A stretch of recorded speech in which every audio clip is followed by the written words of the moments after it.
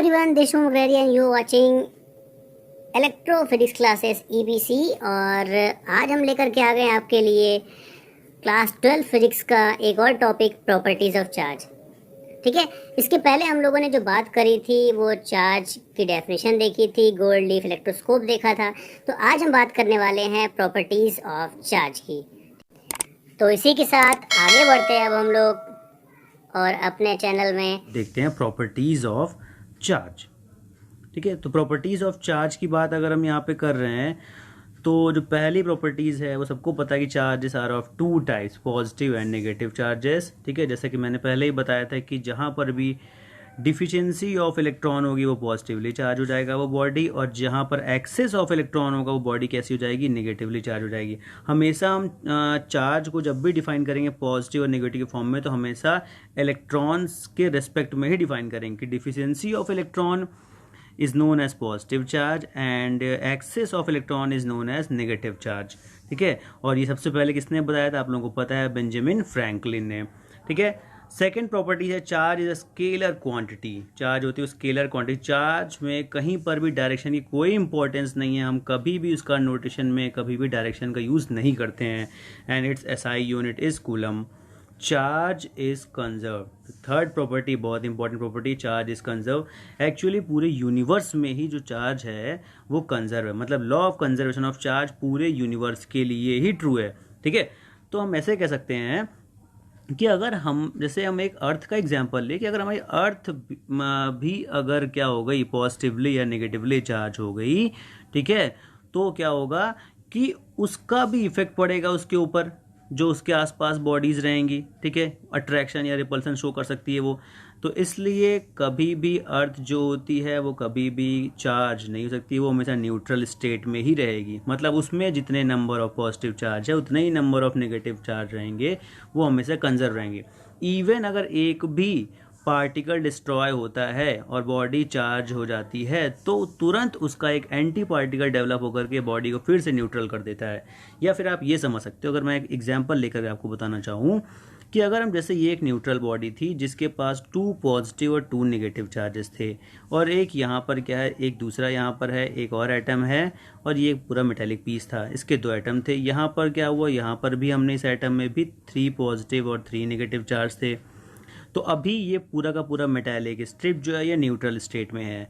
अब अगर क्या हो रहा है कि यहाँ से हमने क्या किया, एक इलेक्ट्रॉन को बाहर कर दिया, तो एक इलेक्ट्रॉन जो बाहर हो गया यहाँ पर, या अगर इसको इसने गेन कर लिया तो इसके ऊपर कितना आ गया चार्ज, 1 इलेक्ट्रॉन का चार्ज आ गया। यहाँ पर क्या हो गया कि एक इलेक्ट्रॉन यहाँ से गायब हो गया, तो यहाँ पर इसके ऊपर कितना चार्ज आ गया, +1 चार्ज आ गया। ठीक है, और यहाँ पर कितना चार्ज हो गया, -1 चार्ज आ गया। मतलब अभी भी टोटल चार्ज कितना है, 0 ही है। मतलब अभी भी चार्ज कैसे हैं, कंजर्व है। ठीक है, तो law of conservation of charge जो है वो हमेशा होल्ड होता है। ठीक, चार्ज हमेशा कंजर्व रहते हैं। दूसरी बात, चार्ज इज इनवेरिएंट। इनवेरिएंट का मतलब होता है कि charge does not depend upon the velocity.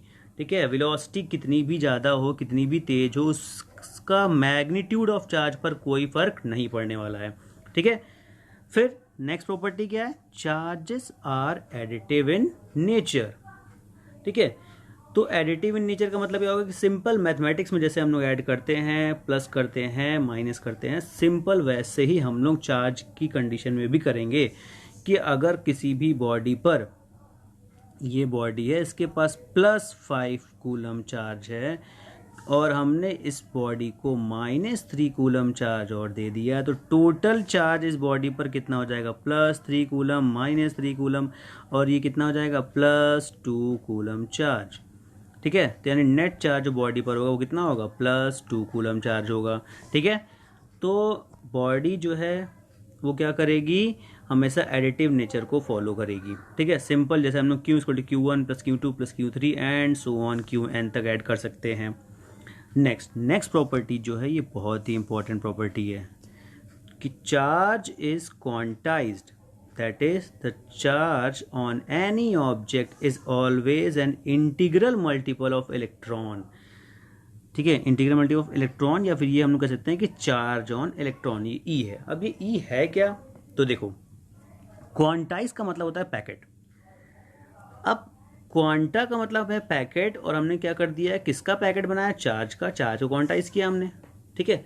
तो देखो पहले क्वांटा का मतलब समझो, ठीक है। जैसे अगर मैं ये कहूँ कि हम गए एक मिठाई की दुकान पर, एक शॉप पर गए, ठीक है, जहाँ पर बहुत सारी मिठाइयाँ थी, ठीक है, और हम इसको लेने के लिए पहुँच गए और हमने बोला कि भाई साहब हमें एक पीस मिठाई दे दीजिए। उसने एक पीस मिठाई दे दी हमको, ठीक है। अब उसको पर बहुत गुस्सा आया, क्यों? क्योंकि उसके पास बहुत सारी भीड़ थी, बहुत सारे लोग थे वहाँ पर, कोई 1 kg ले रहा था, कोई 2 kg खरीद रहा था, कोई 3 kg, कोई 5 kg, और हम पहुँच गए एक पीस मिठाई लेने के लिए। अब एक पीस मिठाई के लिए उसको उतना ही टाइम लगा जो उतने में वो 1 kg बेच सकता था। उसने क्या किया, नेक्स्ट टाइम पर उसे बहुत गुस्सा आया, उसने अपने घर के आगे बोर्ड लगा दिया दुकान के आगे कि अब हमारे यहाँ जो मिठाई है वो 5 kg का ही पैकेट है, बस उससे कम का पैकेट हमारे यहाँ नहीं मिलता है। इसका क्या मतलब हो गया, उसने मिठाई को क्वांटाइज कर दिया। कैसे? अब हम जब भी जाएंगे तो हम मिठाई कितनी लेंगे, या तो 5 kg लेंगे, या 10 kg लेंगे, या 15 kg लेंगे। मतलब 2 kg मिलेगा ही नहीं, 3 kg मिलेगा ही नहीं, 4 kg भी नहीं मिलेगा, सिर्फ 5 के मल्टीपल में मिलेगा, 5, 10, 15, 20 ऐसे। तो इसने मिठाई को क्वांटाइज कर दिया, जिससे कि क्या हो जाए, आसानी हो जाए ट्रांसफ़र में, या फिर मतलब ट्रांसफ़र का मतलब डिस्ट्रीब्यूशन में, ठीक है। जब भी कोई आएगा 5 kg मांगा, उसको फटाफट उठा के दे दिया, और अगर 10 kg मांगा तो 2 × 5 kg का मतलब एक पैकेट जो था वो 5 kg का, उसको मालूम चल गया। किसी ने बोला 10 kg एंड 2 पैकेट दे दिया, किसी ने बोला 15 kg एंड 3 पैकेट दे दिया। तो अब अगर हम वैसे ही बात करें चार्ज की, तो चार्ज को कैसे क्वांटाइज किया गया, ठीक है। तो एलिमेंट्री पार्टिकल जो हमने बोला कि चार्ज एंड इलेक्ट्रॉन को जो माना गया वो कितना होता है, 1.6 × 10⁻⁻19 कूलम चार्ज, इतना, ठीक है। तो इतने चार्ज को 1.6 × 10⁻⁻19 कूलम चार्ज को क्या कर दिया गया, क्वांटाइज कर दिया गया, इतने का नाम रख दिया गया ई, ठीक है। अब ये पॉजिटिव भी हो सकता है और नेगेटिव भी हो सकता है। ये चार्ज ऑन इलेक्ट्रॉन भी हैं और चार्ज ऑन प्रोटॉन भी हैं। इलेक्ट्रॉन पर होगा तो नेगेटिव चार्ज ले लेंगे, प्रोटॉन पर होगा तो पॉजिटिव चार्ज, दोनों का मैग्नीट्यूड सेम है, ठीक है। तो इसको हमने ई से रिप्रेजेंट किया। अब जब भी कोई आएगा तो हम अगर बोलेगा भाई हमें 1 इलेक्ट्रॉन दे दो, हम इसको 1e दे देंगे, 2e दे देंगे, 3e दे देंगे, ठीक है, इस फॉर्म में देंगे, यानी ई के मल्टीपल में ही दे रहे हैं हम लोग, ठीक है। तो ये यहाँ पर हमने 1e दिया, 2e दिया, 3e दिया, तो ये क्या है, नंबर्स हैं, ठीक है। तो इसकी प्लेस पर हम अगर हम इसको जनरलाइज फॉर्म में लिख दे, n लिख दिया और तो लिख दिया e, तो यहाँ से हमें फॉर्मूला मिल गया q = ±ne, n is an integer, ठीक है। क्लियर हुआ यहाँ पर क्वांटाइजेशन का मतलब। तो charge is quantize, that is charge on any object is always an integral multiple of electron, q = ±ne where n is an integer, ठीक है। तो अगर हम बात करें, if an object contains n1 protons and n2 electrons, मतलब कोई body है, ऑब्जेक्ट है, उसके पास n1 प्रोटॉन है और n2 इलेक्ट्रॉन है, ठीक है। तो नेट चार्ज बॉडी पर कितना हो जाएगा, ठीक है। तो n1 × e, क्योंकि q = ne लिखते हैं, और n2 × e, एक पॉजिटिव होगा प्रोटॉन वाला, ये नेगेटिव होगा, तो टोटल कितना हो गया, n1 - n2 × e। अगर एज्यूम कर ले n1 की वैल्यू 1, एक इलेक्ट्रॉन एक प्रोटॉन, तो 1e - 1e कितना आ जाएगा, उस पर टोटल न्यूट्रल बॉडी हो जाएगी, +1 - 1 न्यूट्रल बॉडी हो गई। क्लियर है? चलिए ये क्लियर हो गया आपको। तो यानी कि चार्ज क्वांटाइज होते ही आपको क्लियर हो गया। अब देखिए यहाँ पर से इस नोट पर ध्यान दीजिए, it is possible to create और destroy charge particle, but it is not possible to create और डिस्ट्रॉय नेट चार्ज। बॉडी पर कितना नेट चार्ज है, इसको कभी भी क्रिएट और डिस्ट्रॉय हम लोग नहीं कर सकते हैं। पार्टिकल को हम लोग क्या कर सकते हैं, किसी कोई पार्टिकल है, चार्ज पार्टिकल है, उसको हम लोग क्रिएट और डिस्ट्रॉय कर सकते हैं, ठीक है। चार्ज पार्टिकल को कि हमने बॉडी से एक इलेक्ट्रॉन बाहर निकाल दिया तो बॉडी +1 पॉजिटिवली चार्ज हो गई, और जिसको दे दिया वो क्या हो गई, -1 नेगेटिवली चार्ज हो गई।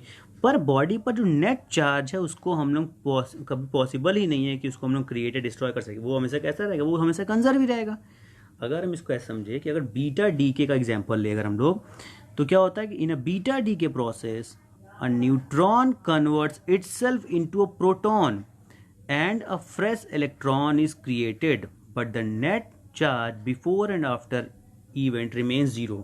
कैसे जीरो? तो देखिए न्यूट्रॉन कन्वर्ट होता है किसमें? प्रोटॉन में। तो आपको पता है जब भी बीटा डी के प्रोसेस में जो न्यूट्रॉन था, तो न्यूट्रॉन के ऊपर चार्ज कैसा होता है? वो तो न्यूट्रल होता है, यानी चार्ज जीरो होगा। तो बोला न्यूट्रॉन कन्वर्ट हो गया किसमें? प्रोटॉन में, और उसकी वजह से वहां पर एक इलेक्ट्रॉन क्रिएट हो गया। तो प्रोटॉन पर प्लस चार्ज और इलेक्ट्रॉन पर नेगेटिव चार्ज, ठीक है।